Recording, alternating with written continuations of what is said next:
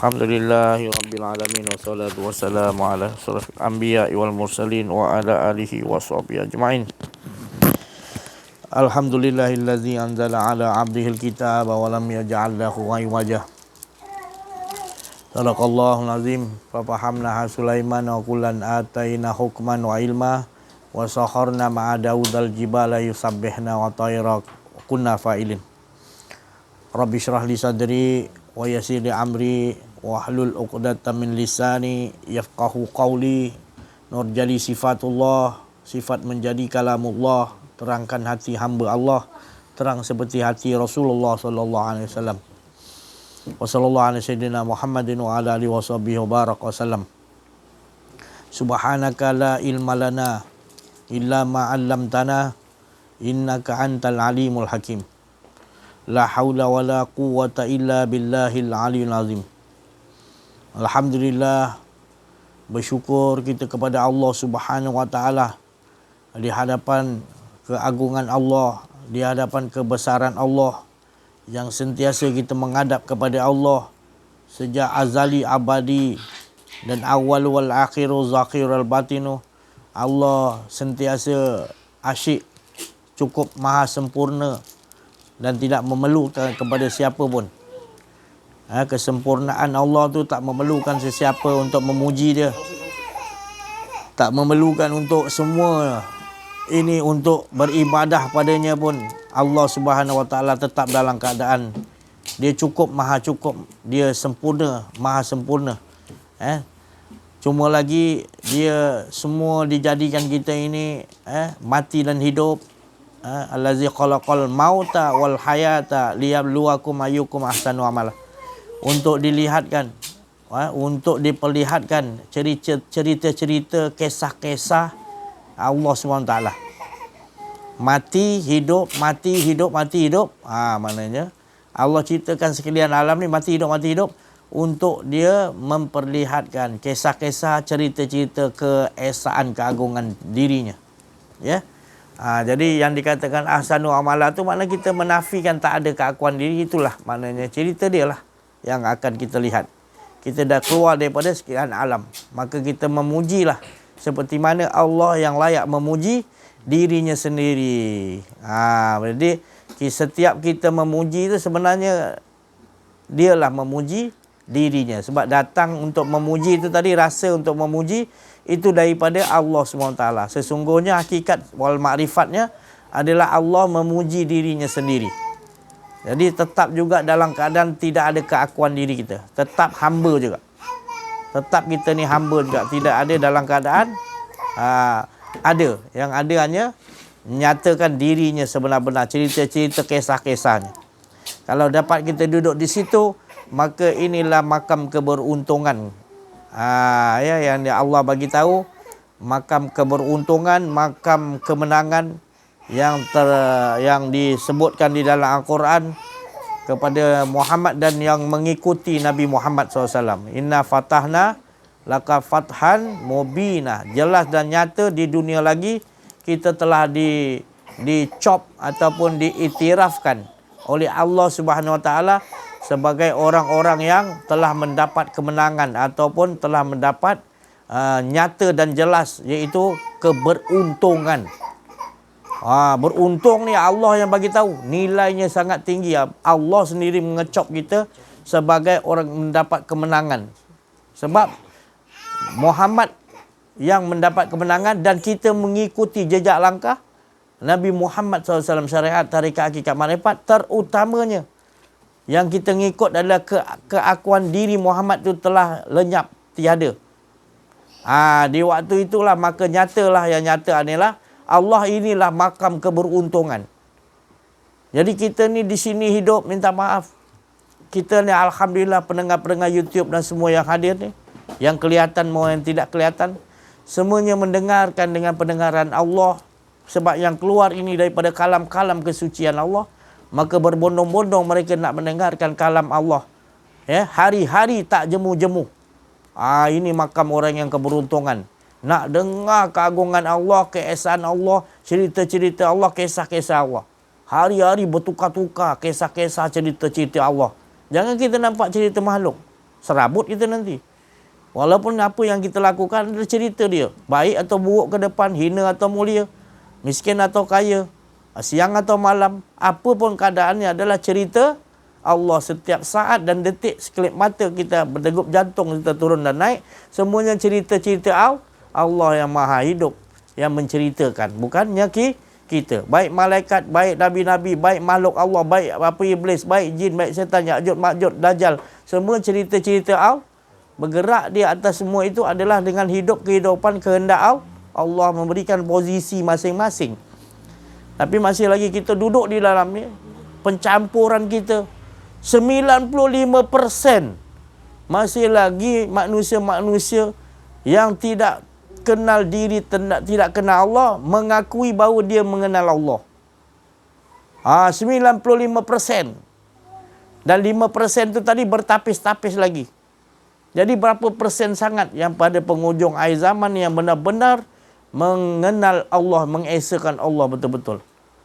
Maka kebanyakan yang tertipu. Kalau guru-guru dia panggil guru fiqh, jadi ahli fiqh. Kalau guru-guru tajwid, jadi ahli tajwid. Kalau guru-guru lagu taranum, jadi guru ahli taranum. Kalau guru-guru mekanik, jadi guru apa? Pakar dalam mekanik. Kalau guru-guru bahasa Lughatul Arabiah ke apa pun, dia akan jadi ahli bahasa Arab. Ahli bahasa sejarah. Ahli itu. Ahli ini. Berbagai-bagai Allah Ta'ala. Semuanya daripada ilmu-ilmu Allah Subhanahu Wa Ta'ala. Semuanya bagus. Tapi rangkuman daripada segala ilmu-ilmu itu tadi terhimpun di dalam satu itu tadi. Iaitu ilmu mengenal Allah. Hal 7 ilmu fiqh harus kepada mengenal Allah. Ilmu mekanik, ilmu tajwid, ilmu taranum, ilmu apa pun. Pasti mesti harus mengenal diri, mengenal Allah. Baru sampai kesempurnaannya. Itu maksudnya. Bukan ilmu tu tak bagus. Ilmu tu bagus tapi keputusannya adalah mengenal diri, mengenal Allah. Kalau kita jadi ahli fiqh tak kenal diri, tak kenal Allah, kesombongan akan masuk seperti iblis. Iblis lagi tinggi ilmu fiqh dia.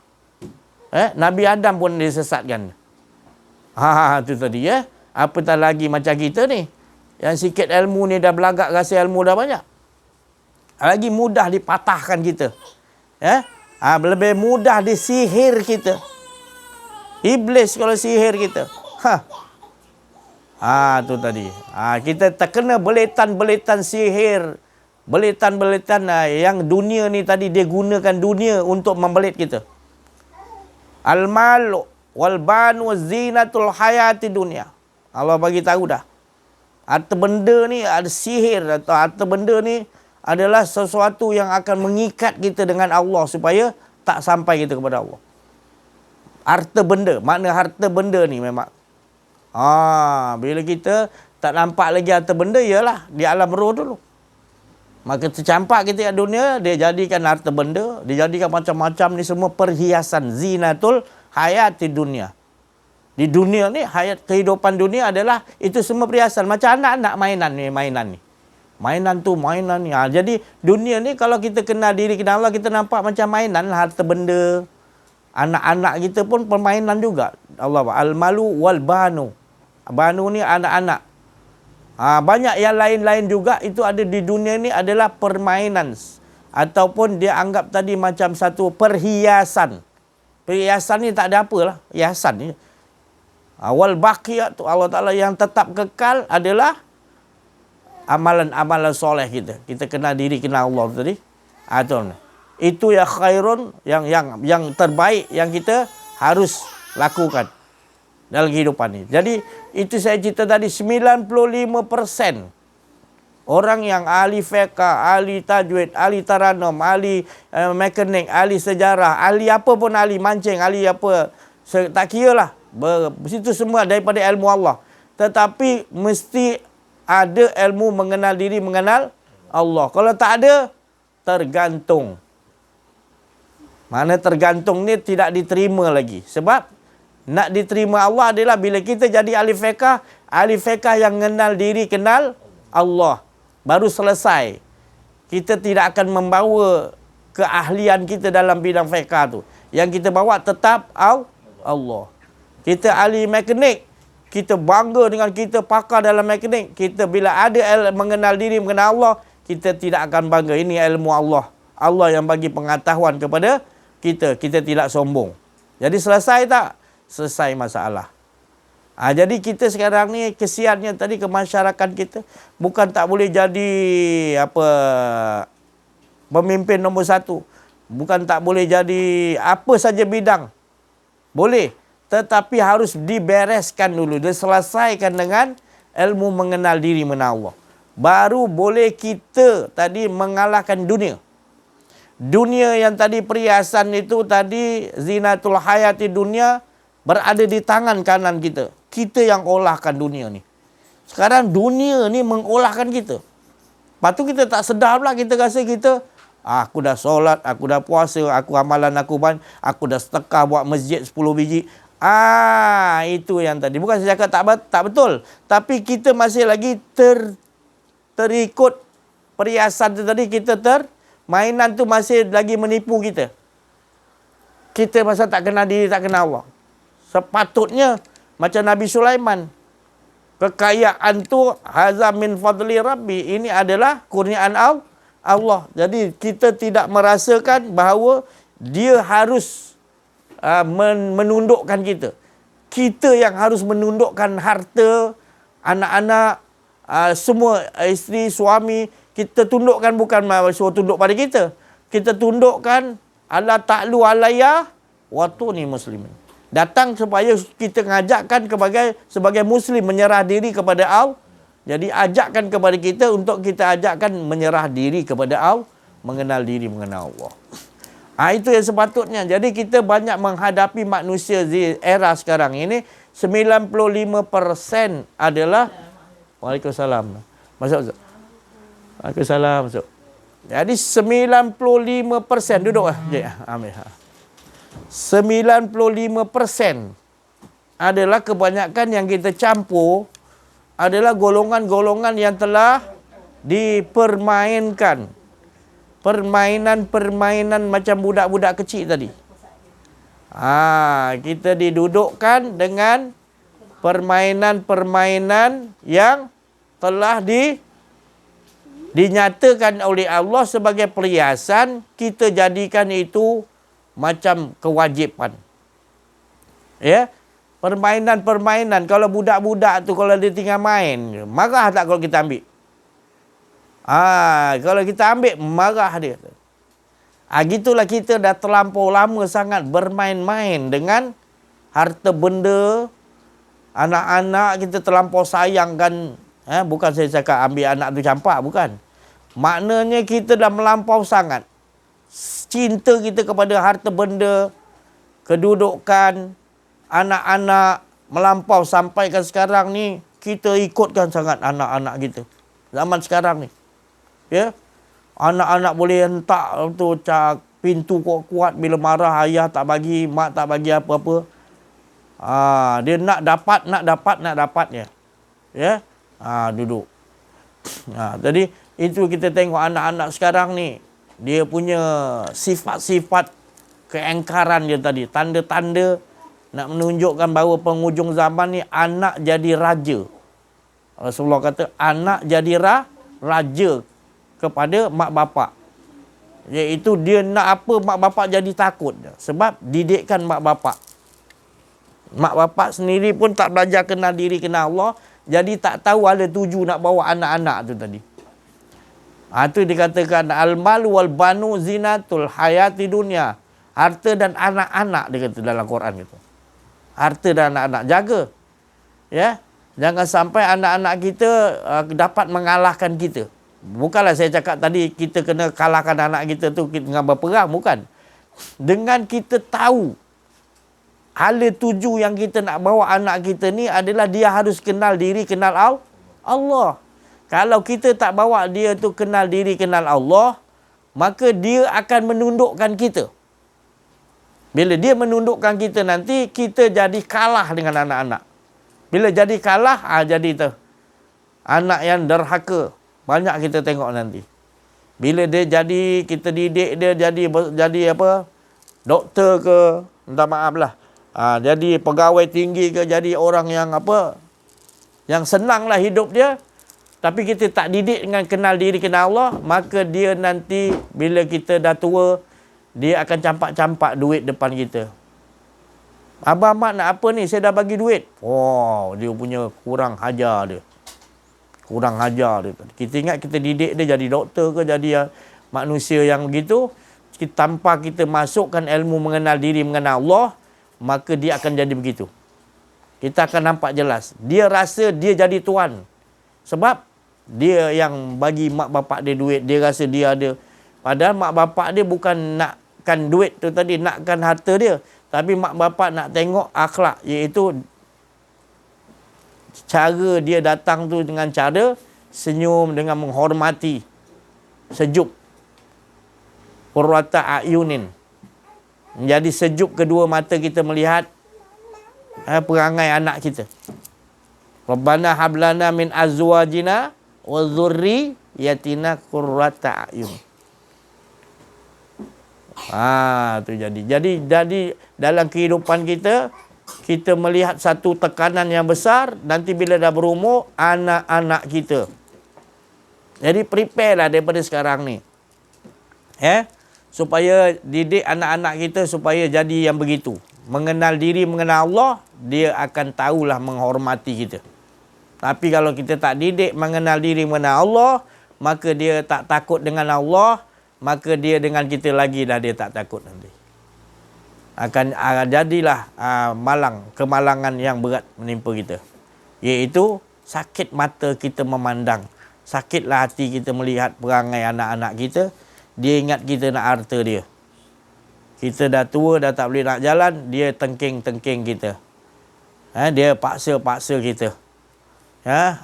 Tu tadi. Sedangkan benar-benar orang yang kenal diri, kenal Allah, hatinya akan bertambah kasih dan sayang kepada ibu dan ayah dia. Lagi sifat kasih sayang tu makin menebal. Lagi dibagi harta, dibagi macam-macam dengan anak ibunya, dibawakan ibu dan ayahnya pergi melakukan haji, umrah. Dipeluk, dicium. Dia kata, ini pun saya tak dapat balas lagi mak abah. Walau dunia seisinya pun saya tak dapat balas lagi jasa baik mak abah. Dikatakan gitu lagi. Walaupun dia dah buat macam-macam kan. Gitu. Dia tak ada rasa kalau saya bagi dunia dan seisinya pun bah, saya tak dapat balas lagi bah jasa baik abah. Tak dapat bah. Tu. Jadi sentiasa didoakan mak ayah dia, ibu dan abah dia sentiasa mendapat rahmat dan ampunan Allah. Dan sentiasa Allah menyayangi ibu bapa seperti mana ibu bapa kita selalu menyayangi kita sejak kecil-kecil lagi. Sejak kita dilahirkan. Nyamuk seko pun dia tak bagi gigit. Punya dia sayang kita. Kita menangis sikit, dia suapkan susu. Dia tahu naluri anak tu nak apa. Gitu, kasih sayang tu tinggi. Jadi bila kita didik anak-anak kita betul-betul, maka dia akan berbuat baik dengan kita. Tapi kalau didikkan kita mak ayah tak bawa kepada kenal diri, kenal Allah, kita akan merana. Jadi didiklah betul-betul ya. Jalan yang pertama nak dididik anak kita harus kenalkan dia kepada Allah, takut malu kepada Allah. Betul-betul. Baru dia akan tahu Muhammad tu siapa. Automatik dia akan tahu Muhammad dan akan tahulah mentaati ibu bapa dan sekeliling. Inilah kehidupan ya. Kalau dibiarkan sekarang ni kita lihat 95% saya cakap tadi, kebanyakannya manusia tidak kenal Allah. Ya, yang ibadah-ibadah tu pun kadang-kadang pergi masjid tu minta maaf saya cakap. Kita tengoklah balik dalam diri kamu kalian ya. Masih lagi banyak yang tak kenal diri, tak kenal Allah. Semalam tadi saya pergi klinik, isteri saya tu tak berapa sihat. Tu tadi. Doktor tu punyalah orang bukan Islam. Tapi cakap apa pelih lah kalau orang pelih. Tengok dah macam orang apa? Orang kita Melayu dah. Dia punya cakap tu semua. Lemah lembutnya, ya Allah. Sakit tu hilang sakit dengar perkataan dia. Belum bagi obat. Baru perkataannya tadi. Macam mana boleh jadi ni? Sakit macam mana? Oh, dia cakap ni. Macam apa? Dia cakap dengan anak-anak tu tadi. Lembut dia cakap tadi kan. Oh, ni sikit je, tak apa. Kita tengok dulu, tengok lah. Lagi lah dia soal. Dia tak ada perasaan macam dia menyalahkan penyakit. Dia salahkan pesakit. Macam juga kita tak kenal diri, tak kenal Allah, maknanya kita kena cari guru yang arif billah. Jadi guru yang arif billah dia begitulah, dia tahu salah kita, tapi dia tak bangkitkan salah kita. Dia bagi satu rumusan kasih sayang untuk supaya kita bersemangat. Dia temani hidup kita. Guru tu dia bukannya dia pandai pun. Guru mursyid tu dia tak pandai. Dia pun tak tahu nak olahkan diri kita pun. Tetapi dia tu menemani kita. Apa yang kita cakap dia iakan.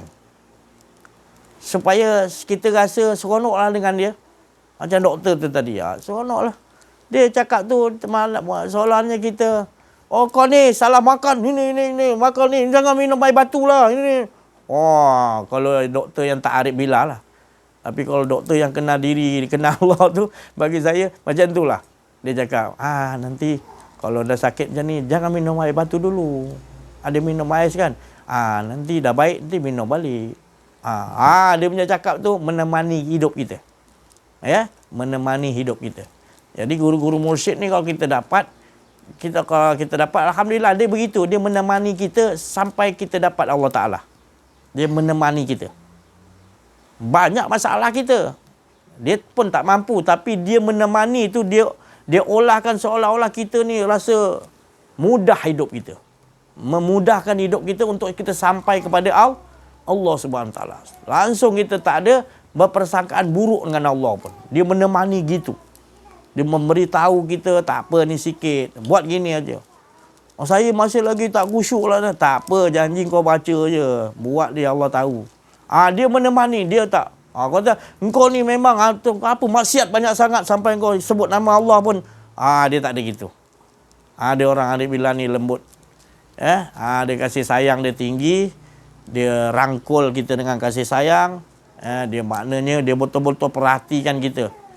Dia tahu punca utama yang menyebabkan kita ni gagal dengan Allah Ta'ala ataupun terhijab dengan Allah tadi. Punca ibu dia adalah keakuan diri. Jadi dia tumpukan kat situ. Jadi salah-salah besar yang lain dia tak pandang. Dia pandang yang ibu tu tadi. Sebabnya jadi dia buat maksiat yang besar sebab ada keakuan diri. Jadi dia tu menemani kita untuk dia bagi ketuk hati kita untuk kita sendiri tahu apa kesalahan kita. Menyesal kat situ. Dia ketuk kat situ. Jadi itu maknanya kita nak berbuat sesuatu, kita pandang, tengok dalaman. Ya, kita ni siapa? Kita ni siapa? Jadi kalau kita pandang dalaman kita, kita akan nampak kita dibawa keluar daripada Rabbil Alamin. Kita akan dibawa oleh Allah keluar daripada sekian alam ni. Sebab masih lagi kalau kita duduk di dalam sekian alam ni, maka masih ada lagi hijab. Surga tu juga hijab pada Allah SWT. Neraka tu juga hijab. Jadi segala-gala yang ada ni hijab. Jadi keluar. Diri kita pun adalah hijab dengan Allah. Jadi keluarlah. Allah Ta'ala kata keluarlah. Alam nasyrah laka sadrak wa wada'na anka wizrak allazi anqadha dhahrak. Buang keluar. Tak ada sampai Allah yang mengeluarkan kita dari sekian alam ni. Barulah kita pulang kepada Allah. Betul-betul yang dikatakan inna lillahi wa inna ilaihi raji'un. Selama ni kita bila ada orang meninggal, kita sebut apa? Tapi kita tak faham. Kita ni kena selalu duduk makam tu. Kita hanya sebut, tapi makamnya sebenarnya kita tak ada. Keseluruhan daripada maksud inna lillahi wa inna ilaihi raji'un. Keputusan ni adalah kita tak merasa ada dan kita tak pernah ada. Itu makam dia. Saya membacanya 3,000 kali. 3,000 kali selama 41 hari. Innalillahi wa inna ilaihi raji'un. Innalillahi. 3,000 kali selama 41 hari. Alhamdulillah. Hari yang ke-41 tu Allah bagi tahu rahsia tu makom dia. Maknanya kalau jangan ada merasa keakuan diri, keluar. Keluar kau tak ada. Dan Allah keluarkan kau tak ada, lalu Allah adakan balik. Iaitu bukan kau ada. Dialah yang ada. Nanti kau akan nampak semua tu akan datang kepada Allah Subhanahu Wa Taala. Kerana semua sekalian alam ini tunduk di bawah inna lillahi wa inna ilaihi rajiun.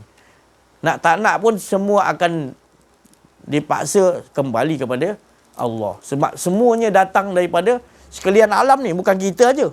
Sekalian alam ni, iblis ke apa semua pun inna lillahi, datang daripada Allah wa inna ilaihi. Semuanya akan kembali kepada Allah. Menunjukkan semua yang ada Allah Ta'ala dan kekuasaan tu ada di tangan Allah. Yang kita jadi takut, kita tak faham. Jalan kat kubur malam-malam, pergi kat balik rumah malam-malam seram, macam-macam bisik kat belakang kita. Sebab apa?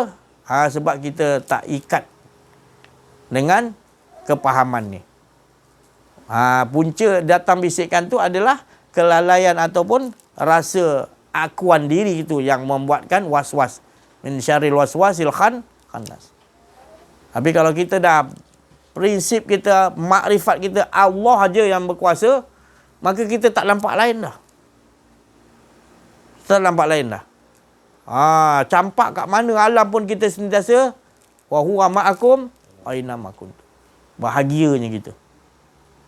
Jadi kita ni 95%, kita ni yang 5% tu tadi Allah kurniakan adalah orang yang mengenal diri, mengenal Allah, yang akan menyelamatkan, yang akan disuruh oleh Allah sampaikan ni kepada 95 yang lain ni. Berat tak? Berat. Tapi bila Allah yang suruh, itu tidak akan jadi berat. Itu akan jadi satu nikmat. Sebab kita memandang 95 lagi tadi macam doktor yang saya pergi semalam. Dia memandang semua ni pesakit-pesakit seperti anak-anak dia. Hendak dirawat dengan kasih sayang tu obat yang pertama. Ya. Penyakit yang nak diobat tu tadi bukan dengan obat tu, tapi dengan obat kasih sayang tu dulu. Cara bercakap dia tadi. Cara kita bercampur dengan 95% tadi yang tak kenal diri, tak kenal Allah tu, yang botol punya perangai pun ada, bodoh campur tolol, yang masih lagi tak mau ikut. Kita cakap macam dah 15 tahun dah dakwah kasih sayang belanja makan, tak faham lagi. Itu belum mula cakap lagi, baru dakwah kasih sayang belanja makan dulu kan. Belum lagi, tak apa. Yang penting kita bahagia. Ada, kita memandang dia dengan kasih sayang. Jangan kita kata, mengapa dah 15 tahun kau ni tak faham-faham, degil. Tak boleh ada bahasa tu. Memang ada dalam hati kita, tapi kita buangkan. Kita ni siapa nak ubah Allah Ta'ala punya rencana? Ya, susunan Allah ni nak ubah. Kita siapa? Kita ikut ialah apa yang disuruh. Jangan menetapkan sesuatu mesti nak jadi begini. Kita disuruh buat. Nanti dia yang menetapkan. Kita buat saja. Jangan ada tekanan. Ini tak boleh, ini tak ada. Kita buat saja. Jadi apa yang berlaku semua adalah semua susunan Allah cantik kita akan nampak. Semua duduk dalam posisi-posisi yang Allah Ta'ala telah tentukan. Sejak azali lagi Allah telah tentukan. Semuanya sekeliling ni, semua sekian alam ni, semua dalam pengetahuan Allah. Fi kulli lamhatin wa nafasin adada ma wasi'u ilmullah. Semua, sebanyak bilangan nafas semua yang Allah ciptakan, semua dalam ada ilmu Allah. Dah lama dah Allah tahu macam ni akan jadi macam ni. Semua sampai akhirnya dalam tangan ilmu Allah.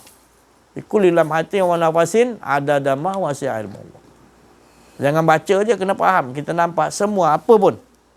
Kita nampak semuanya atas penzahiran diri Allah Subhanahu Taala untuk cerita-cerita yang telah diatur sejak azali lagi. Kita yang nampak pelik, bila kita tak belajar kenal diri, kenal Allah, kita nampak pelik. Kita nampak pasal apa? Selain daripada Allah, kita nampak ada kuasa. Jadi pelik lah, jadi serabut lah hidup kita. Tapi kalau hidup kita nampak semua aturan susunan Allah, dan kita sendiri membawa cerita-cerita susunan kisah-kisah Allah, maka kita tidak akan serabut hidup kita. Ini dikatakan makam para rasul, para nabi-nabi. Inna awliya Allah la haufun alaihim walahum yazanun. Mereka nampak semua apa yang bergerak, semua dia nampak Allah Ta'ala punya susunan. Iblis ke, malaikat ke apa. Itu Sayyidina Ali karamallahu wajah, hidup dengan Rasulullah daripada kecil. Dia nampak kalau Rasulullah nampak malaikat Jibril, Ali pun nampak malaikat Jibril. Tadi. Fatimah pun sama, dia nampak. Ketika ayahnya tadi Sakaratul Maut, ada ketuk pintu kat rumah, ayah dia Rasulullah kata tengok kat luar Fatimah ada siapa ketuk pintu. Terperanjat Fatimah hintai tengok, ya Allah, manusia ke apa ni? Dia bagi tahu dengan ayah dia, siapa tu ya? Itulah pencabut nikmat, dia kata. Malaikatul Maut. Ngerinya ya dia kata. Mana Fatimah hidup dengan Rasulullah sentiasa nampak malaikat. Sayyidina Ali pun hidup di dalam dengan Rasulullah, dia nampak malaikat, nampak. Kita pernah sekali pernah lihat malaikat tak? Pernah? Tak pernah. Sebab apa? Allah pun kita buta. Dengan Allah pun kita buta. Macam mana? Tapi kalau kita dengan Allah, kita dah kenal, Allah kenalkan diri Allah kepada kita, kita akan nampak malaikat. Tak semestinya malaikat tu berupakan manusia. Kadang-kadang diperlihatkan Allah, malaikat tu berbentuk manusia. Kadang-kadang dibentukkan yang lain. Jadi saya tak boleh bagi tahu. Cuma kenallah diri, kenal Allah. InsyaAllah Allah Ta'ala kata, siapa yang kenal aku daripada aku, maka tidak ada yang tersembunyi lagi dah. Jelas dia nampak malaikat, jelas dia nampak Lauh Mahfuz, jelas dia nampak syurga, jelas dia nampak neraka. Dia boleh tunjukkan ke pula. Macam Syekh Abdul Qadir Jani. Kau nak lihat apa orang Yahudi? Kau nak lihat apa syurga? Ni. InsyaAllah nikmat. Dah, sudah. Dia tak nak lihat putus pandangan dia. Sebab lihat syurga punya nikmat. Dia kata Syekh Abdul Qadir Jalani punya ni, jubah ni. Tengoklah. Mana kalau orang dah kenal diri, kenal Allah. Macam Syekh Abdul Qadir Jalani. Dia boleh tunjukkan kita syurga di bawah dia punya jubah. Itu orang kenal diri, kenal Allah. Untungnya kita ni tadi. Ya. Kau nak tengok neraka pula kan? Nak tengok. Jerit dia. Tu. Jelas. Dia boleh nyatakan syurga dan neraka. Sebab dia kenal Allah. Tak ada tersembunyi dah. Tu tadi. Itulah dia keberuntungan. Orang yang betul. Umat Muhammad ni bila dia kenal diri, dia kenal Allah. Allah akan kata terbuka semua hijab-hijab. Dia akan nampak jelas. Malaikat. Jin-jin.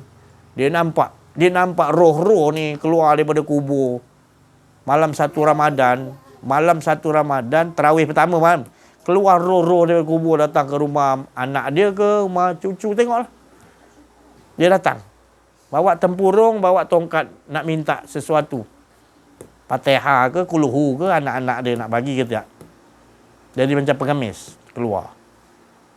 Itu maknanya tu saya cakap tadi, bila kita kenal diri, kenal Allah, Allah akan memperlihatkan lagi cerita-cerita dia yang lebih menarik. Kisah-kisah yang nak dikisahkan lebih menarik. Bukan kita ni hebat. Biasa je kita nampak. Kuda terbang kita nampak. Itu biasalah. Kita nampak. Dekat bulan tu ada kuda. Dekat bulan tu. Orang tak nampak, kita nampak. Tapi kita tak boleh ceritalah sebab apa ni masing-masing Allah nak perlihatkan. Di ufuk-ufuk, di dalam laut, di dalam perut bumi. Di alam ni yang nyata ni dia perlihatkan lagi. Alam-alam gaib. Datang duduk di makam Sultan Arifin Said Ismail di Pulau Besar. Kita berzikir kat situ bukan nak lihat dia, kita berzikir nak tauhidkan Allah. Nak hilangkan semua. Seperti mana dia mentauhidkan Allah tadi. Sultan Arifin Said Ismail, Sultan Raja orang Arif Said Ismail, keturunan Syekh Abdul Qadir Jalani, keturunan Rasulullah SAW. Dia mengesakan Allah tu macam mana kita nak. Kita duduk situ. Dia datang, terbang baju hijau, jubah. 6 orang pegang jubah dia. Sampai dia landing kat makam tu, siap lipat dah dengan perbadani semua. Kita pula menggigil, tak boleh cakap apa, keras dia. Dia cakap pesan sikit dia. Aku ni mimpi ke apa ni? tadi siapa datang? Dia macam tu. Allah Ta'ala hilangkan.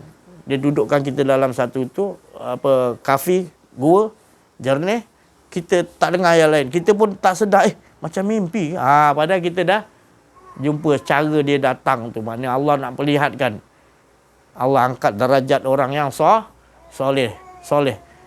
Kita kan bagi salam selepas kita bagi puji-pujian yang hebat hanya pada Allah, tahiyat tu. Lepas tu kita kata Assalamualaikum ayuhan nabiyyu wa rahmatullah wa barakatuh. Kita bagi hormat betul-betul kepada Nabi kita, Nabi Muhammad.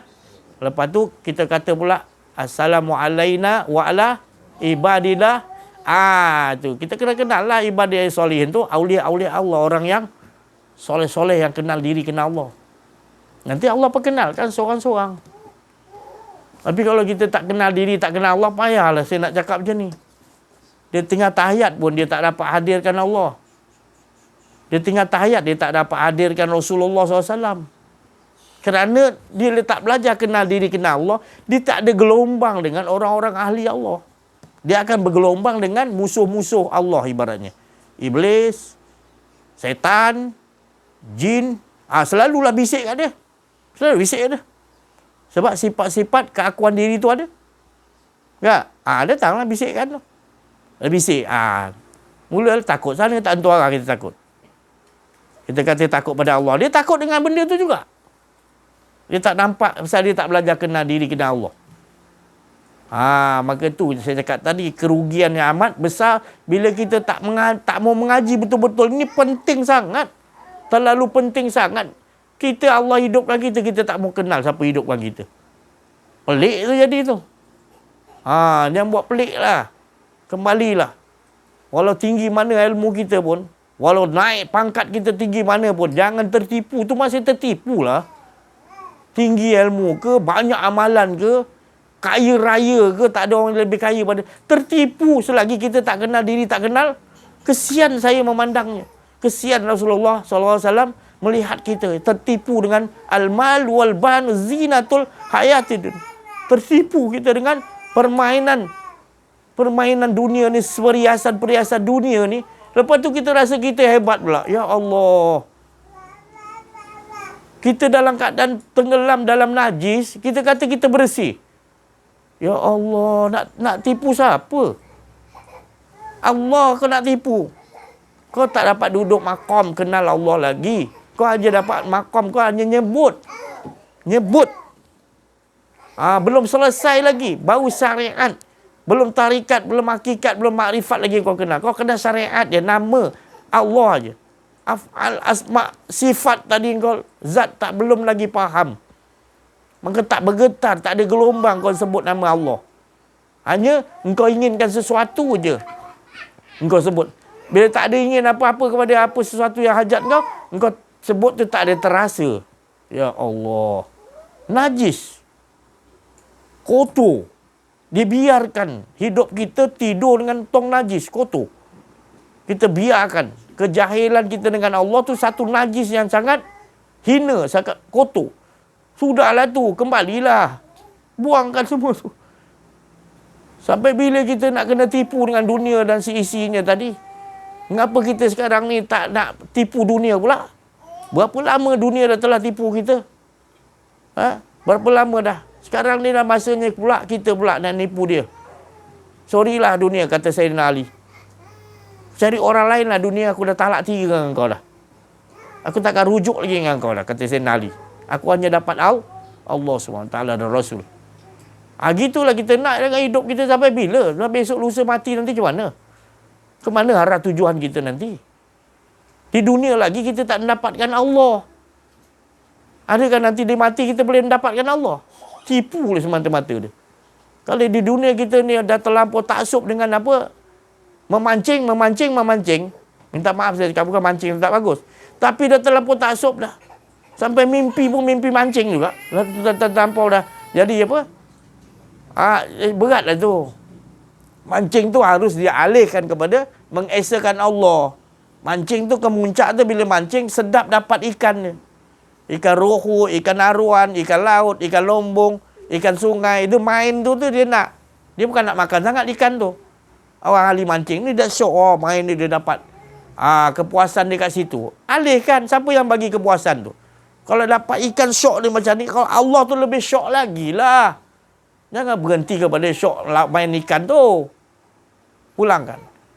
Oh, kalau minat motor lumba ni, Eddie Lawson ke, Freddy Pandana, apa benda. Start motor je kita tengok kat stadium apa. Litar lumba, motosikal ke kereta. Kita tengok motor dia pun kita dah syok dah. Belum orang tu start lagi. Eddie Lawson tu belum start lagi dah. Kita datang awal, kita tengok motor tu dah, wah, syok betul lah. Motor dia gini-gini. Apa lagi dia naik kat motor, kita dah beremang motor. Aku punya minat ni Eddie Lawson. Belum dia start bawa lagi. Kalau bawa tak tahulah. Lagi fanak gila dah. Dia panggil. Jadi alihkan, kalau ni syok ya Allah kau bagi aku. Engkau tu lagi syok. Bukan kata tak boleh. Allah jadikan tu syok tu supaya ingat siapa yang bagi syok tu tadi. Apa saja pun bidang, semua Allah Ta'ala terjalikan cerita-cerita dia. Tak salah. Tu tadi. Tu Piramli buat filem rompak tu punya syok. Tapi kalau hari Jumaat cuti tak lagi syok. Hari Jumaat perompak cuti hari Jumaat. Cerita Piramli dia buat hari Jumaat cuti, kita off. Syoknya tadi. Hari Jumaat pun syok cuti sebab tu tadi. Maknanya Allah jadikan semua ni tak ada sia-sia. Tak ada sia-sia. Kau minat lumba motosikal, minat mancing, minat lajuit, minat taranum, minat lagu muzik. Bagus semua. Tapi alihkan kepada ngesahkan Allah. Kau nyanyi lagu best mana satu dunia suka lagu kau. Kalau ini best ya Allah. Kalau suara kau lagi best ya Allah. Gitu. Alihkan untuk ngesahkan Allah. Apa saja bidang yang Allah sebut. Semua ilmu daripada ilmu Allah. Cuma kita nak alihkan. Ini baca Quran dapat piala, kita bangga kita yang suara sedap. Salah. Kita laungkan azan, kita kata kita yang panggil orang datang ke masjid. Bukan kita. Allah. Alihkan ke situ. Menitikkan pada ilahun wahid. Jangan menitikkan pada keakuan diri. Kita berhenti titik tu pada keakuan diri, salah. Kita koma. Berhentinya kepada mengesahkan Allah. Itu hidup kita. Sentiasa kita amaliahkan dalam kehidupan. Bahagialah kita. Itu namanya makna kita sentiasa mengesahkan Allah. Mengesahkan Allah tu 24 jam. Seronoknya tadi. Sebab Rasulullah kata, siapa yang benar-benar mengesahkan Allah, hidupnya manis, tiada pahit. Kalau baca Quran 2 jam, syok dia 2 jam ya, syok. Habis tu pelan-pelan dia hilang syok dia. Baca balik. Kalau orang mengenal diri, mengenal Allah ni, Allah bagi lebih. 24 jam sentiasa syok fana dengan Allah. Jadi dia buat apa pun dia akan alihkan kepada Allah. Dia memasak, dia alihkan kepada Allah. Kau yang sedapkan ya Allah. Dia nak makan ya ini ya Allah, beras ni kau nak tumbuhkan ya Allah. Ini apa asam jawa aku tahu ni jadi pokok dia nak tua ni, macam mana kau tumbuhkan ya Allah. Dia nampak kebesaran Allah semua kat situ dah. Jadi dia tauhidkan semua tu tadi. Jadi makanan tu dia buat, dia masak, dia apa, semua orang makan dapat mentauhidkan Allah, mengesahkan Allah. Makanan tu tadi. Semuanya hala tujuan dia mengesahkan Allah. Asam jawa tu menghalakan rasa tu ajakkan mengesahkan Allah. Beras tadi kita makan, rasa dia bawa mengesahkan Allah. Rasa mengesahkan Allah. Apa lagi? Semua apa saja. Rabbana ma khalaqta hadza batil. Tuhanku, apa saja yang kau ciptakan tidak ada sia-sia, sebab mengalanya semua mengesahkan Allah Subhanahu Wa Taala. Untungnya kita bila mengenal diri mana, itu kembalilah. Siapa yang 95% lagi yang tak lagi kenal diri, kenal Allah, kembalilah. Janganlah bergelumang di dalam najis kejahilan dengan Allah. Iblis pun banyak ilmu. Iblis pun dulu banyak amalan dia, tak mampu kita challenge. Malaikat-malaikat pun datang minta kepada malaikat Azazil yang sebelum jadi iblis, iaitu minta doa ni. Hingga dia lupa nak doa untuk diri dia, maka dia terhumban jadi yang engkar. Ini cerita Allah, bukan nak menghina malu Allah. Ini cerita Allah. Kalau kita dah kenal diri kita Allah, kita tak salah mana-mana. Kita hanya melihat itu sekadar cerita-cerita, kisah-kisah Allah. Kita tak ada musuh. Yang jadi musuh nombor satu adalah diri kita sendiri. Zalimi diri kita, iaitu mengaku ada keakuan diri. Itu musuh nombor satu dah. Beruntung kita. Kita hidup pergi mana pun tak ada musuh. Walaupun dia katakan dia tu musuh, kita tak pernah anggap dia tu musuh. Itu yang dikatakan tadi, Rasulullah SAW diutus ke muka bumi, ke alam ini, membawa membawa rahmat sekalian alam.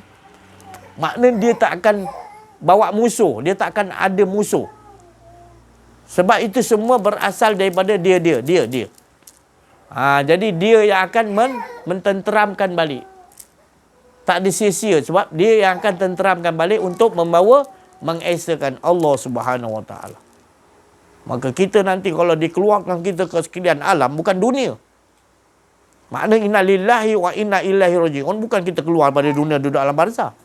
Inna lillahi ni dari Allah tu, pulang kepada Allah balik, datang kepada Allah, pulang kepada Allah. Maknanya kita tak pernah ada. Bila tak pernah ada, sekian alam ni pun tak pernah ada yang ada. Kita duduk di situlah tempat yang paling selamat. Dan bila dibagi kita hidup balik, kita akan melihat itu semua adalah cerita-cerita atau cara Allah Ta'ala punya ketetapan dalam yang dia nak menceritakan tentang dirinya. Ingin aku kenali, baru kita faham. Kita dah terlebih sangat beramal. Bukan saya cakap tak boleh. Terlebih beramal, kata Syekh Abdul Qadir Jilani, sampai kita tak kenal Allah, siapa yang bagi kita kudrat dan iradat kehendak untuk kita beramal.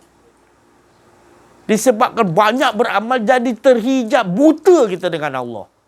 Syekh Abdul Qadir Jilani kata, ini manusia yang paling rugi. Dia ingatkan dia dapat keuntungan, rupanya kerugian. Sebab dia tak kenal diri, tak kenal Allah. Itu saya cakap bahayanya tadi. Bukan saya cakap tak boleh beramal, tak boleh cari ilmu banyak. Tapi harus, keputusannya harus kenal diri, kenal Allah. Jangan tertipulah. Keluar balik. Ilmu kau pun tak luar pun. Kau keluar balik cari ilmu kenal diri, kenal Allah. Nanti ilmu kau yang dah ada tu lagi mantap. Bukan dihina, bukan suruh buang, letak tepi dulu supaya kita nak ambil ilmu kenal diri, kenal Allah. Kalau tidak banyak beramal, kita buta dengan Allah. Kita rasa kita keluar mana-mana, ilmu aku banyak, aku PhD ni, aku ni. Itu tadi. Aku dah biasa jadi imam, orang lain jangan jadi imam. Kalau aku jadi imam, orang lain tak boleh jadi imam. Ya Allah. Ada jiwa macam tu pula. Kalau datanglah wali Allah waktu tu, apa perasaan tu? Kita nak jadi imam juga. Nampak? Kita rasa ilmu kita dah banyak tu, jadi kita takabur. Kita dah takabur, kita tak nampak orang lain. Allah Ta'ala hantar yang lebih hebat pun, kita rasa kita lagi hebat. Orang-orang beginilah. Bila tak kenal diri, tak kenal Allah, yang saya cakap 95% yang kita campur sekarang ni. Tak kira lah adik-beradik ke, tak kira lah dia siapa pun, kan?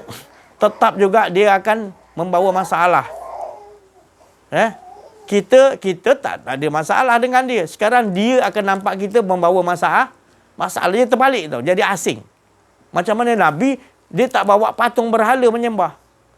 Sedangkan Nabi diutus keliling dia, kafir Quraisy, semuanya ada patung emas, patung perak, latau, zamanah, semuanya ada. Bila Nabi Muhammad datang, tak bawa apa-apa patung pun. Pelik lah dia kata ni Muhammad. Padahal Muhammad tu yang betul.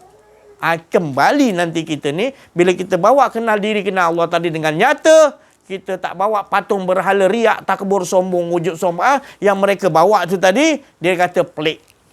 Kita ni pelik pula. Kita tak ada riak, kita tak ada keakuan diri, dia rasa kita pula pelik pula. Dia nakkan tadi ini, nak tentu ni, nak kedudukan ni, dia pandang kepada gitu. Berhala yang bernama PhD, berhala nama keakuan diri itu, orang tu ada keakuan diri, gelaran, itu dia panggil. Kita menaikkan dia punya keakuan diri lagi, membawa hijab lagi dengan Allah. Nabi bila datang yang original daripada Allah, kita tak kenal pula. Kita anggap pelik. Ni adalah beruntung orang yang pelik. Allah Ta'ala kata. Yang dianggap asing tadi beruntung. Jadi alhamdulillah. Biar ramai-ramai cakap kita pelik. Alhamdulillah. Sebab Nabi kata beruntunglah. Jadi orang yang beruntung di sisi Allah dan di sisi Rasul, maka biar orang anggap kita pelik. Padahal kita tetap terus mengesakan Allah, hilang keakuan diri kita. Ya, memang kita ni sedikit. Ini 95%. Kadang-kadang dah sampai dalam peringkat dalam keluarga pun ada 95% tu.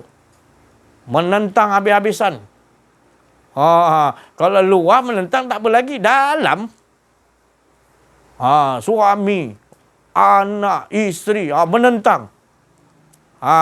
Itu lebih tekanan lagi. Tapi tak apa, kita ada Allah. Lagi kuat tekanan, lagi besar rahmat dan kasih sayang Allah. Ibarat pokok garu. Dia nama dia pokok karas. Bila disakit dan terkena sakit, baru dia daya tahan menahan sakit ujian tu tadi, mengeluarkan bauan wangi gaharu nama dia. Jadi orang Islam dia begitu, orang mukmin tu begitu, kenal diri, kenal Allah, lagi diuji, lagi keluar satu kekuatan rahmat kasih sayang tadi. Wangian akan keluar, bukan keluar busuk, keluar wangi, lagi diuji lagi, bertambah wangi, bertambah memberi manfaat pada yang lain. Ya, saya rasa cukup sampai situ dulu. Insya-Allah. Terima kasih atas perhatian. Kita minta pencerahan daripada Al-Fadil Ustaz Ahmad Auza'i Al-Masri dan juga Syekh Ratib dan lain-lain insya-Allah. Bagi pencerahan lagi insya-Allah. Wabarakatuh. Alhamdulillah, sidang hadirin hadirat. Abi di sini nak ajak anak-anak santri semua mari berzikir dengan Abi. Subhanaka la ilma lana illa ma 'allamtana innaka antal alimul hakim. Subhanaka la ilma lana إلا ما علمتنا إنك أنت العليم الحكيم. سبحانك لا علم لنا إلا ما علمتنا إنك أنت العليم الحكيم. يا حي يا قيوم برحمتك أستغيث. إنا فتحنا لك فتحا مبينا إنا فتحنا لك فتحا مبينا إنا فتحنا لك فتحا مبينا. يا حي يا قيوم برحمتك أستغيث. يا حي يا قيوم برحمتك أستغيث. Alhamdulillah, saya ucap terima kasih banyak terutama kepada Syekh Abdul Aziz kerana sudi menyampaikan patokan-patokan berbisa berkenaan dengan tauhid. Jadi di Zawiyah Tok Ayah kita ini, kita menjemput para ulama, para arif billah, para ustaz, para kiai, orang alim maupun orang awam, orang biasa, dengan tema tauhid, dengan tema ma'rifatullah, supaya Zawiyah Tok Ayah ini dilihat daripada langit seperti mana kita melihat bintang di langit.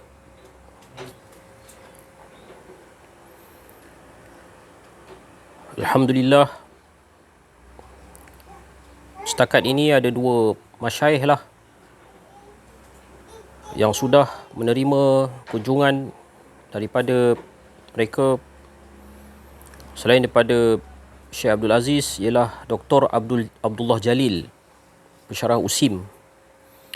Ini orang-orang yang berbisa mempertahankan tauhid Ahli Sunnah wal Jamaah pada zaman yang dikatakan oleh Allah SWT dalam surah Al-Ma'idah ayat 54, zaman yang ramai orang murtad. Fasawfa ya'tillahu biqaumin, akan lahirlah sebuah kaum. Sebuah kaum ya, untuk menangani orang murtad ni. Mana orang murtad tu bukan seorang ya. Bukan Lina Joy seorang.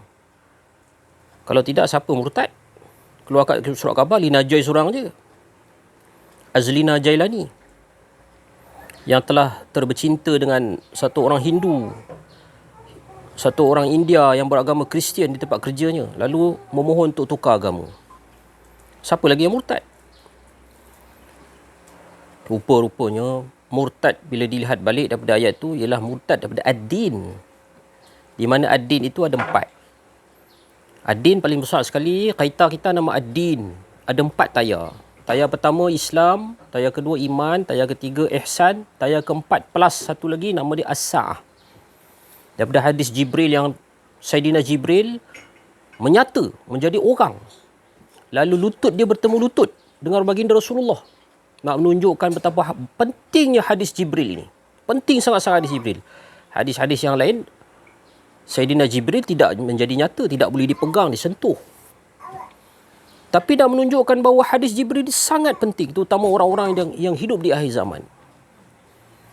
Sebab tu menurunkan hadis, dinamakan hadis Jibril, iaitu yang menerangkan Islam, iman, ihsan, plus satu lagi iaitu as-sa'ah.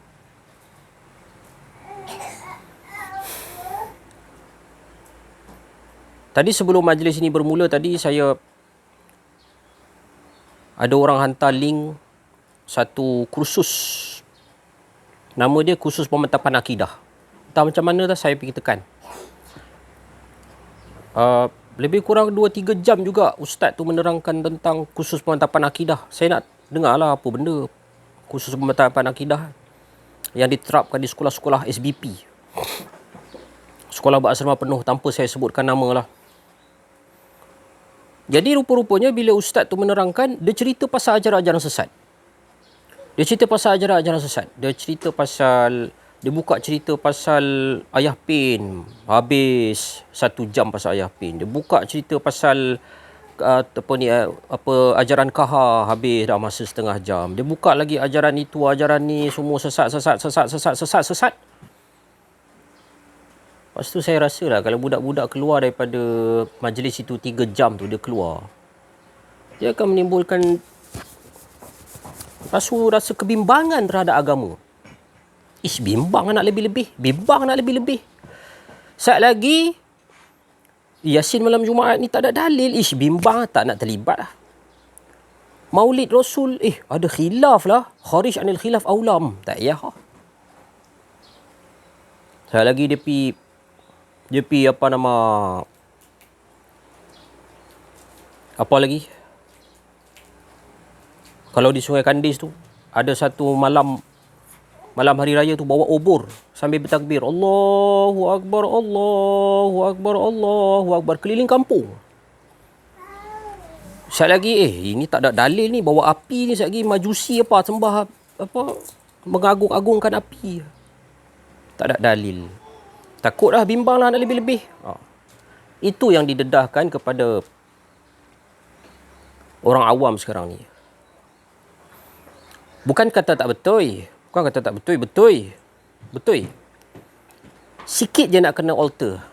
Sikit je nak kena letakkan kerangka dia tu kat mana. Semua ajaran sesat ni, semua ajaran sesat ni terbit daripada keakuan diri. Dia berada di bawah keakuan diri. Dan menurut Syekh Abdul Aziz, keakuan diri ini adalah pintu bagi segala kesesatan, segala kemaksiatan. Bila ada keakuan diri, timbullah ajaran Kahan Harimau. Bila ada keakuan diri, timbullah ajaran liberalism, pluralism, timbul ajaran Siti Kasim. Tuhan itu adalah lahir dari getaran. Pelik-pelik. Tuhan-Tuhan ciptaan sendiri. Afara'aita man ittakhadha ilahahu hawah. Tuhan-Tuhan yang diciptakan oleh hawa nafsu kita. Jadi yang tauhidnya mana? Tidak dijelaskan oleh penceramah. Yang tauhidnya mana? Tauhid dia senang saja. Menghilangkan keakuan diri. Mudah kan? Bukankah nak sebut Allah tu senang? Maka nak bertauhid pun senang. Cuma nak dapat susah. Dari segi keilmuannya senang. Nak dapat tu mungkin susah. Bergantung kepada tangan Allah yang Maha Agung. Ikut hati dia, ikut suka dia nak buat lagu mana. Ada yang dapat dengan jalan susah, ada dapat dengan jalan senang. Ada berpuluh-puluh tahun tak dapat, ada yang sampai mati tak dapat, ada yang 1 saat dia dapat. Tapi bukan penting dapat atau tak dapat, berjaya atau tak berjaya. Yang penting Allah tanya engkau jalan ke tidak. Engkau salik ke tidak, itu yang Allah nak tanya. Engkau mujahadah tak berlawan dengan nafsu. Allahumma salli ala sayyidina Muhammad. Walladzina jahadu fina la. Nescaya dia bagi. Walladzina jahadu fina. Fina dia guna perkataan fi. Abbreviation dia tu. Dia guna perkataan fi, bukan ila. Jadi bila dia guna perkataan fi, fina. Na tu siapa? Allahumma salli ala sayyidina Muhammad. Kalau bukan Allah dan Rasul serta kerajaan dia yang maha hebat. Mujahadah ke situ. Mujahadah ke situ. Salah satu daripada tafsirannya tu yang disebut oleh para masyayikh, para arif billah sebentar tadi, iaitu bagaimana kita punya hala tuju kita. Kita punya modus operandi kita. Kita punya tour map kita. Kita nak pergi mana? Kalau pada hutan haji kita nak main sini, kita belok sini sampai. Kalau pada sini kita nak piarau, kita tahu sini sampai jalan sana belok ke kiri sampai arau. Tapi dalam kita perjalanan menuju Allah ni, tour map dia mana? Para arif billah yang sudah melalui jalan ini dah beritahu kita. Perjalanan ada yang macam-macam. Ada yang kata daripada sini menuju ke sini. Ada yang daripada akal menuju ke hati. Pendek saja perjalanan. Akal menuju ke hati. Daripada hatilah segala-galanya berlaku, iaitu mi'raj. Dalil dia apa? As-salatu mi'raj mu'min. Solat itu adalah kenaikan bagi seorang mukmin. Naik pergi mana? Tadi clue-clue telah diberikan. Kalau boleh menuju ke alam ahada, alam di mana tidak ada makhluk lagi, alam di mana tidak tertakluk lagi dengan masa, alam di mana tidak tertakluk dengan geografi, alam di mana tidak tertakluk dengan jirim dan jisim. Itulah alam yang kita akan kembali. Alam kematian, alam barzah, alam yang kita akan pergi. Surah Al-Fajr yang terakhir sekali tu. Allahumma salli ala Muhammad. Apa surah yang terakhir sekali, surah Al-Fajr? Ayat tu. Siapa ingat? Arif, Hafiz Quran. Surah Al-Fajr. Terakhir sekali.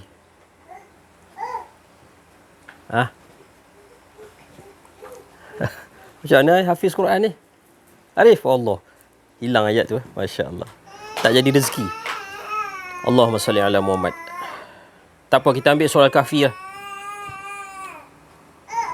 Orang-orang yang ingin berjumpa dengan Tuhan tidak melakukan syirik. Ada dia sebut mati dulu tak? Ada dia kena sebut syarat nak jumpa dengan Tuhan mati dulu tak? Tak ada kan? Tak ada.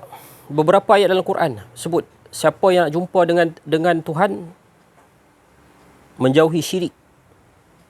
Siapa yang nak jumpa dengan Tuhan hendaklah dia beramal soleh dan menjauhi syirik. Bila menjauhi syirik, sebuang-buangnya, sehabis-habisnya, sampai tubuh badan pun dia tinggalkan. Dia menyelongkar, dia masuk ke dalam hati, dia masuk sampai ke sir dia, sampai dia dapat tanggalkan semua. Allahumma salli wa sallim wa barik ala sayyidina Muhammad. Maka di situlah berlakunya mi'raj. Ataupun dalam bahasa syariat disebut khusyuk. Kalau tak buat benda ni, hampir mustahil kita nak khusyuk di dalam solat. Allahu Akbar. Teringat kambing. Teringat pokok arum manis tak baluk lagi. Teringat, kena call ni Azhar ni, dia duk racun arum manis tak settle lagi. Allah. Macam-macam benda teringat.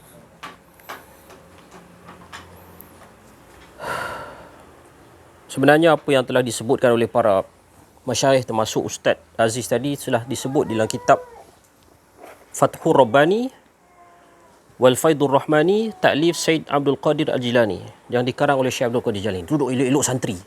Duduk elok-elok. Saya teringin nak buka surat 147. Al-Majlisu Samin wa Thalathun. Di dalam berlakunya majlis, dalam satu majlis bersama Syekh Abdul Qadir Jilani dengan anak muridnya dalam majlis yang ke-38.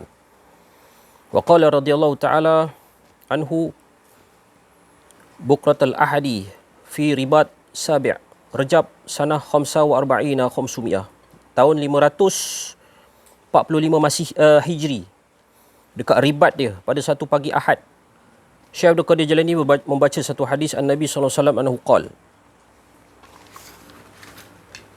adnu syayatinakum biqauli la ilaha illallah Muhammadur Rasulullah. Fa inna syaitana yudna biha kama yudni ahadukum ba'irahu bikathrati rukubihi wa syaili ahmalihi alaihi. Maksud hadis ni ialah penatkan syaitan-syaitan kamu. Penatkan syaitan-syaitan kamu dengan memperbanyakkan kalimah membaca la ilaha illallah Muhammad Rasulullah. Fa inna syaitana yudna biha. Sungguh syaitan ini dia akan jadi letih, dia akan jadi cemuih, dia akan jadi tak larat. Biha kama yudna ahadakum ba'irahu bikathrati rukubihi. Sebagaimana seorang daripada kamu banyak menunggangi binatang tunggangan kamu dengan sangat penat, bikathrati rukubihi, dengan banyaknya kamu menunggangnya, wa syaili ahmalihi alaihi. Kemudian Syekh Abdul Qadir Jalani menjelaskan dalam haflahnya yang ke-38 yang bernombor 38, ya qaum, Syekh Abdul Qadir Jalani berkata, adanu syayatinakum bil ikhlas. Engkau orang kena tunggangi syaitan kamu, kau kena penatkan syaitan kamu, kau orang kena bagi penat syaitan tu. Setiap kita dilahirkan syaitan. Bil ikhlas, dengan ikhlas. Melalui qauli la ilaha illallah. Dengan cara memperbanyakkan berkata la ilaha illallah. Ni penting. La bi mujarrad al-lafzu. Tidaklah hanya dengan banyak menyatakan lafaznya. Apa lagi dihuraikan? At-tauhid. Yang penting Syekh Abdul Qadir Jalani kata tauhid tu yang menjadi kepentingan. Yahruku syayatin, membakar syaitan. Al-ins, syaitan yang merupakan syaitan manusia. Wal jin, syaitan yang merupakan membentuk jin. Li'annahu nar, kerana dia merupakan api li syayatin. Dia merupakan api kepada syaitan. Wa nur lil muwahhidin, tetapi menjadi cahaya bagi orang yang mentauhidkan Allah. Kaifa taqulu la ilaha illallah? Bagaimana hampa cakap la ilaha illallah? Fi qalbika kam ilah? Dalam keadaan ketika mana kamu mengucapkan la ilaha illallah, duk tahlil arwah, ucap la ilaha illallah, fi qalbika kam ilah? Dalam hati kamu ada banyak Tuhan. Dalam hati kamu ada banyak Tuhan. Kullu syai' tamidu alaih. Semua benda hampa bergantung pada dia. Hampa ilah-ilah yang berada dalam hati tu tamidu alaihi. Korang berpegang pada dia, korang bergantung kepada dia. Wa tathiqu bihi dunallah, dan kau siqah, kau percaya dengan dia selain daripada Allah. Fahuwa sanamak, dan itu menjadi berhala-berhala dalam hati kamu. Dan tadi Ustaz Aziz sebut pasal berhala-berhala. Pasal berhala-berhala yang kita dirikan dalam hati-hati kita. Apa yang disibukkan oleh para arif billah sebenarnya, tuan-tuan dan puan-puan sidang hadirin dan para netizen sekalian, sudah ditulis oleh para ulama arif billah. Ustaz Aziz sebut Syekh Abdul Qadir Jalani. Kitab ni memang ditulis Syekh Abdul Qadir Jalani. Satu kebetulan yang luar biasa. Saya baca kitab ni semalam dengan anak-anak. Rasa nak kongsi. Rupa-rupanya pada hari ni Ustaz Aziz cakap pasal itu. Masya Allah, ni satu tajalli yang sangat mengagungkan, mengasyikkan kita, keagungan, menunjukkan keagungan tajalli ciptaan Allah Subhanahu Wa Taala, yang menginginkan orang-orang yang ikhlas ni berasa makin takjub dengan Allah, makin happy dengan Allah, hanya memandang Allah, Allah, Allah, dan berzikir hasbunallah, hasbunallah, hasbunallah, hasbunallah. Wa sallallahu ala sayyidina Muhammad wa ala alihi wa sahbihi wa baraka wasallam. Walhamdulillahi rabbil alamin. Bismillahirrahmanirrahim. Assalamualaikum warahmatullahi wabarakatuh. Alhamdulillahi rabbil alamin. Al-mukasyafa ghaibul fuqarah ila siratul mustaqim, ila siratul mustaqim, ila siratul mustaqim, la haula wala quwwata illa billahil aliyyil azim. Bersyukur kita kehadirat Allah Subhanahu Wa Taala kerana dengan limpah kurnia inayah rahmatnya dapatlah kita bersama-sama diperjalankan oleh Allah Subhanahu Wa Taala. Subhanallazi asra bi 'abdihi. Allah Taala memperjalankan kita di dalam majlis Allah Subhanahu Wa Taala dan majlis Rasulullah sallallahu alaihi wasallam, kekasih kita. Seperti sabda Nabi sallallahu alaihi wasallam yang bermaksud, bersurailah kamu di dalam majlis Allah Subhanahu Wa Taala dalam keadaan dosa kamu diampunkan oleh Allah Subhanahu Wa Taala, dan dosa kamu yang diampunkan tadi digantikan dengan kebaikan. Hadis ini disebut banyak oleh wali-wali Allah, terutama Habib Omar Al-Hafiz dan anak murid dia, Habib Ali Zainal Abidin, selalu dia menyebut perkara-perkara sebegini. Sesiapa yang menghadiri majlis Allah Subhanahu Wa Taala, bersurailah kita dan diampunkan oleh Allah Subhanahu Wa Taala. Keberuntungan sebab apa? Bukan sebab kita hebat, bukan sebab kita ada ilmu. Kita ni tak ada apa lah. Tapi disebabkan rahmat Allah Subhanahu Wa Taala, kita nak menceritakan tentang kebesaran Allah Subhanahu Wa Taala, menceritakan tentang keagungan Allah Subhanahu Wa Taala, menceritakan tentang untuk mentauhidkan Allah Subhanahu Wa Taala, membesarkan Allah Subhanahu Wa Taala. Itu dia. Yang tak lain hala tuju dia, kita tak ada lari tajuk apa pun, iaitu menafikan keakuan diri kita. Yang ada hanya Allah. Itu yang katakan la. La tu maksudnya, la tu menafikan keakuan diri kita betul, benar-benar betul. Keakuan diri kita tu kita kena nafikan betul-betul. Baru yang dikatakan dapat nikmat yang Allah Ta'ala letakkan, sentiasa Allah Ta'ala memberikan kita wazidnahum huda, petunjuk. Bila kita nafikan keakuan diri kita, Allah Ta'ala akan bagi nikmat berkehidupan dengan Allah Subhanahu Wa Ta'ala. Seronok kita berkehidupan dengan Allah Subhanahu Wa Ta'ala ni. Rasa seronok berkehidupan dengan Allah Subhanahu Wa Ta'ala. Kita nak solat tadi tu, kita nak solat Zuhur tadi tu, kita tak rasa macam kita lepas ni Zuhur, lepas ni Asar, lepas tak ada. Kita rasa seronok kita nak solat tadi tu, dengan ritual solat tu. Tapi kita kena tahu solat tu apa maksud dia. Solat tu maksudnya adalah menyambung dengan Allah Subhanahu Wa Taala, menyambung. Solat tu bukan sembahyang. Solat yang pergerakan adalah ritual. Tapi solat yang sebenar, maksud yang sebenarnya menyambung dengan Allah Subhanahu Wa Taala. Menyambung tu apa? Tak ada. Dia nafikan keakuan diri ni, yang ada hanya Allah. Tak boleh ada dua. Allah ada, kita ada, tak boleh. Itu yang dikatakan la ilaha illallah. Mengimani dalaman, meyakini dalaman la ilaha illallah, bedah siasat. Siapa yang nak perlu talkinkan benda ni semua ni? La ilaha illallah ni. Adakah kita sebut la ilaha illallah? La ilaha. Macam Ustaz Zain cakap tadi, tahlil kita kan. La ilaha illallah, la ilaha illallah. Sebut tu je. Sebut la ilaha illallah je. Semua boleh orang sebut. Tapi kita ni kena mendengarkan talqin daripada guru mursyid arif billah, siapa pun, bukan di sini saja, mana-mana pun ada. Dengarkan talqin tu untuk kita mengimani, meyakini bahawa la ilaha illallah, tak ada diri kita, yang ada hanya Allah. Itu yang sebenarnya. Bila lagi kita nak cari benda ni? Bila lagi kita nak memahami benda ni? Bila lagi? Umur kita dah berapa dah sekarang? Saya menyeru kawan-kawan saya, apa semua, para sahabat semua yang mendengar YouTube ni, para sahabat jemaah-jemaah, sebar-sebarkanlah, jangan tinggalkan mereka. Kita amat macam sedih, kita rasa Syekh Hasib beritahu tadi 95%. 90%. Bayangkanlah. Sedih kita. Ada rasa sedih kita sebab dia orang tak dapat benda ni. Kena ada rasa sedih. Kena ada. Baru betul kita ni yang dikatakan bila kita dah dapat Allah Ta'ala memperkenalkan diri dia, mana asyidda wal kufar, kita kufar, kita ni tegas kepada apa yang ada dalam kita, nafikan kepada diri kita, maka Allah Ta'ala bagi apa? Ruhama ubainahum, kasih sayang. Itu dia kasih sayang. InsyaAllah akan ada ni. Tapi saya nak cerita balik apa yang lepas Allah Ta'ala letakkan ni. Memang kita dalam masyarakat kita ni semua ni memang dah rosak dah. Rosak. Remaja rosak, dewasa rosak, orang tua merosak. Sebab apa? Saya banyak di media sosial.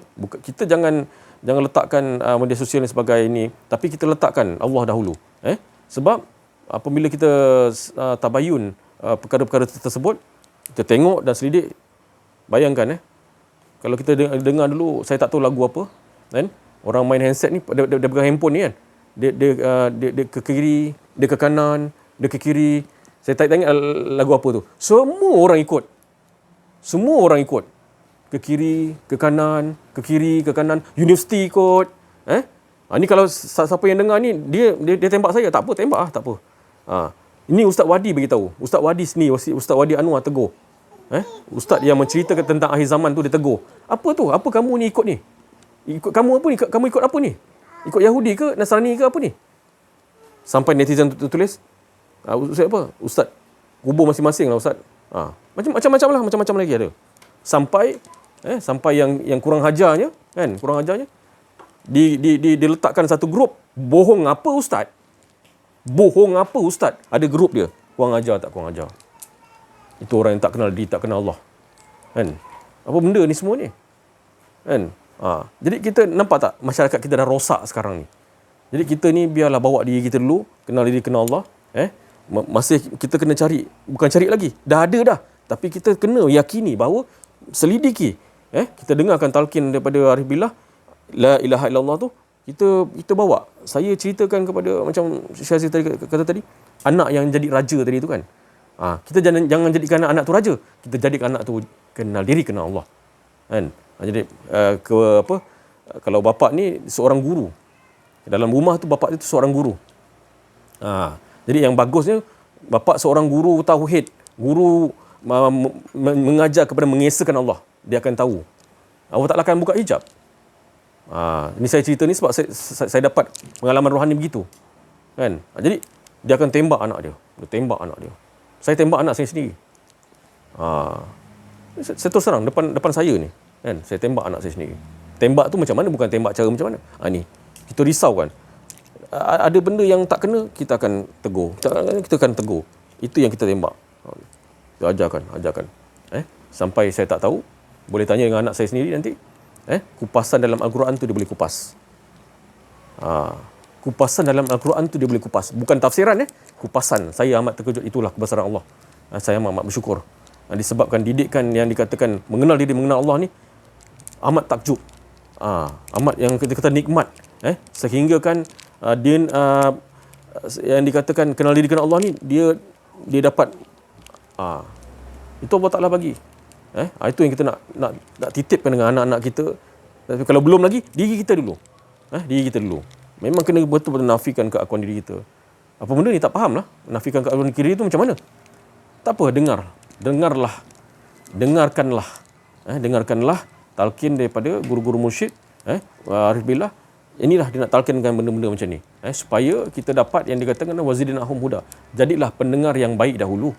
Jadilah pendengar yang baik. Jangan tanya yang lain-lain dulu, jadi pendengar yang baik dulu. Dia akan dapat satu step ke satu step. Siapa yang sakit, dia akan dapat syifa, penyembuh. Kita ni dah sakit dah. Kita ni sakit. Sakit apa? Sakit ada keakuan diri kita. Jadi kita sembuhkanlah dengan la ilaha illallah yang ditalkinkan oleh guru tadi tu. Sembuh kita. Bila ada kesembuhan, sampai banyak yang Allah Ta'ala buka kesembuhan ni daripada habatus sauda, dikaitkan dengan mengenal diri, mengenal Allah. Ada. Saya pun tak dapat boleh olahkan itu. Allah Ta'ala suruh olahkan gitu.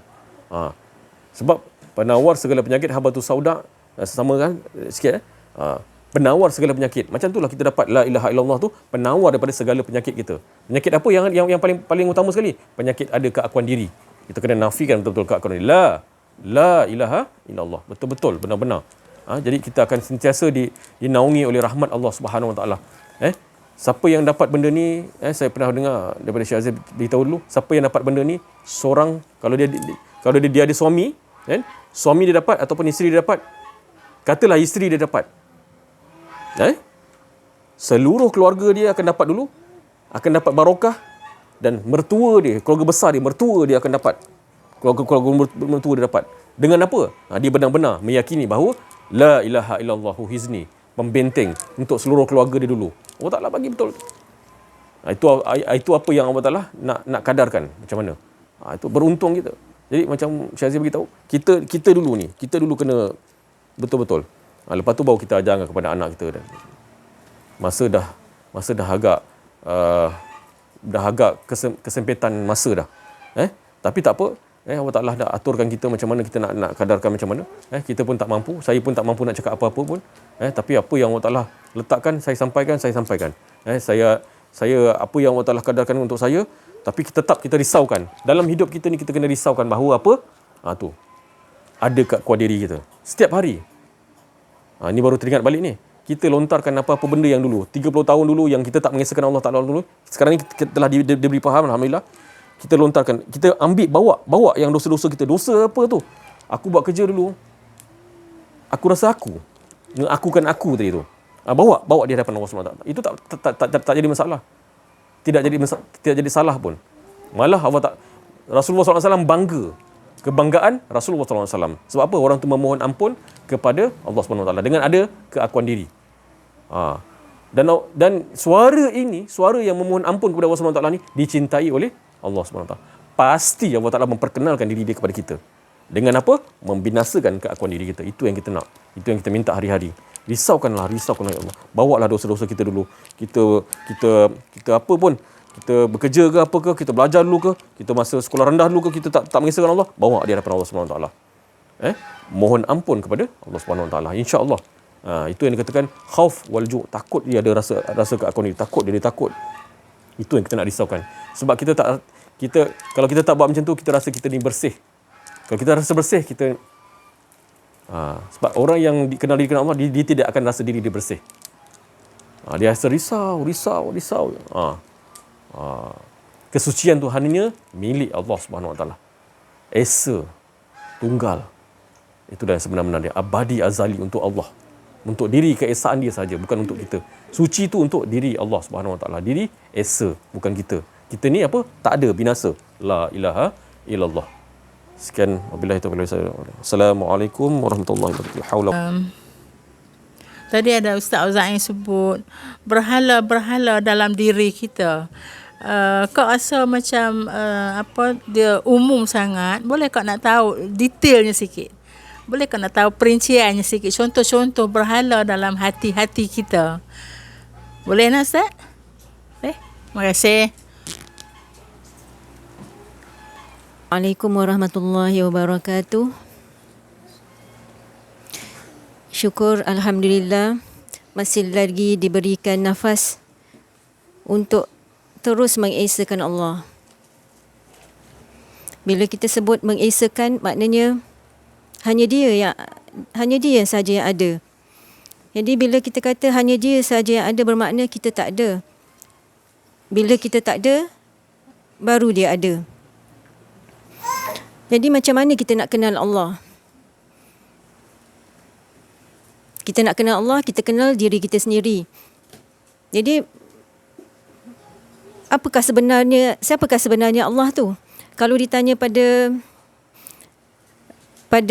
orang ramai, biasanya mereka akan sebut Allah tu yang menciptakan langit, menciptakan bumi, menciptakan pokok, menciptakan kita. Itu yang akan terpancul yang akan terkeluar daripada mulut orang ramai. Jadi siapakah sebenarnya Allah? Jadi kalau kita katakan bahawa kita mengesakan Allah,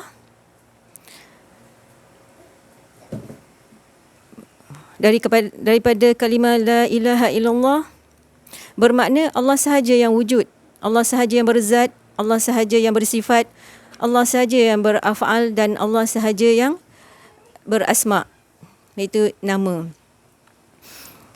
Jadi macam mana kita nak kenal? Sedangkan Allah tu tidak nampak dengan mata, tidak dapat dilihat dengan mata, tidak dapat didengar dengan telinga. Jadi siapakah yang akan membawa kita? Jadi tak lain, yang membawa kita adalah guru mursyid. Guru mursyid yang akan membimbing kita. Dia yang akan menempa hati kita menuju kepada Allah. Senang untuk disebut kalau kita untuk mengenal Allah tu senang di mulut, tapi payah sebenarnya. Jadi siapakah yang boleh membawa kita? Yang membawa kita tak lain adalah guru mursyid. Kata-katanya tenang, tidak menyalahkan kita, tidak memandang rendah pada kita. Jadi kepada siapa yang ingin mengenal Allah, carilah guru mursyid. Seandainya dah dapat guru mursyid, janganlah tinggalkan dia. Genggamlah erat supaya kita semua dapat sama-sama menuju kepada Allah. Sekian itu sahaja. Terima kasih.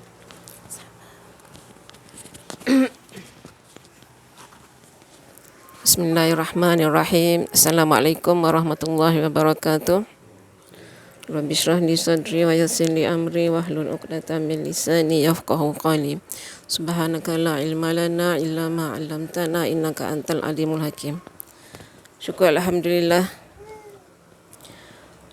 kita masih lagi dipertemukan, diberi nafas untuk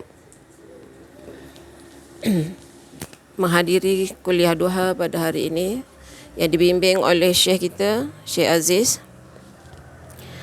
Seperti biasa, saya suka berkongsi pengalaman saya dan pengalaman kawan-kawan yang menceritakan kepada saya. Satu pengalaman yang ingin saya kongsi pada hari ini Sebelum ni, saya ni hidup dah 40 tahun lebih dah.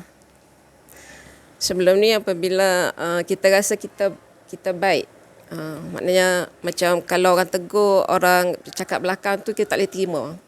Rasa macam aku ni dah buat habis baik dah ni, tak pernah nak kata orang, tak pernah nak dengki orang semua kan. Lepas tu kalau dulu-dulu tu tak boleh tidur, mikir, tak boleh tidur malam, jadi terfikir kenapa orang masih mengata. Itulah sifat keakuan dalam diri yang merasa diri kita baik. Jadi hari demi hari apabila kita dah berjumpa dengan guru mursyid, guru yang membimbing jiwa kita, membimbing diri kita untuk kenal diri kita ni siapa. Untuk kenal diri, kenal Allah. Maknanya menafikan diri kita dan mengisbatkan Allah dalam apa jua kehidupan kita seharian 24 jam. Jadi apabila saya diuji dengan satu peristiwa, maknanya terdengarlah di telinga saya apabila orang macam mempersoalkan apa yang kita buat, tapi saya tak melenting. Tak cepat nak marah. Malahan saya rasa macam itu mungkin ujian daripada Allah, maknanya untuk kita sentiasa beristighfar, sentiasa mohon pada Allah untuk kita sentiasa pulangkan semua kepada Dia.